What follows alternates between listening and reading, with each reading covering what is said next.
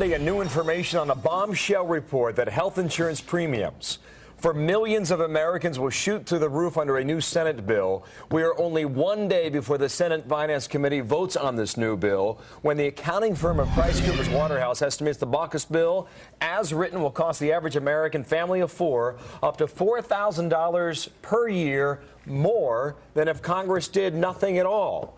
And there's a lot of reaction already on that today, and that's where we start on a Monday. Good morning. I'm Bill Hemmer, live from America's Newsroom. Welcome back, Patty Ann. It's great to be here. I'm Patty Ann Brown, in for Megyn Kelly. And that staggering audit was commissioned by the insurance industry. We first started hearing these numbers about 12 hours ago, and we have new reaction coming in this morning from Republicans, Democrats, the White House, the audit firm, and the insurance industry. Let's start there with Stu Varney and talk about numbers. What does the study say about the cost to American families, Stu? Okay, here it is. If Congress does nothing, the cost to American families goes up anyway. If Congress passes the Baucus plan, an extra $4,000 per year per family of four, and an extra $1,500 per individual by the year 2019. It is, as you said, Bill, this is a bombshell. It's a tactical nuke dropped into the middle of the health care debate right before the Senate Finance Committee votes on the Baucus plan tomorrow. All kinds of opposition to it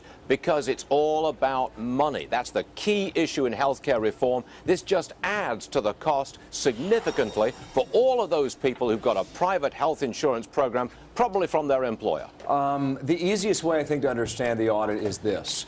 Any new fees in the health care plan or reform bill, however it's enacted, will be passed on to the consumer. That's the simple conclusion that the audit shows us. Yes. This audit says, look, insurance companies have to take everybody regardless of a pre-existing condition. Now, the Senate has lowered the fine on people who don't want to take any kind of insurance. So here's the story.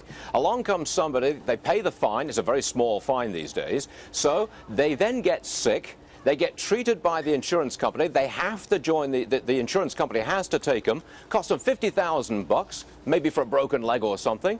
They finish the treatment. They drop out of the health insurance. They go back to paying the very small fine. All of that is added on to the insurance company's cost structure, passed along to everybody else. Because the audit concludes, and just to be clear on this, that there is less of an incentive to buy health insurance until the point that you get sick, under the plan anyway that's on the table. That's their conclusion. Precisely. Now, the White House is really going after this thing. We're going to get reaction in a moment from there.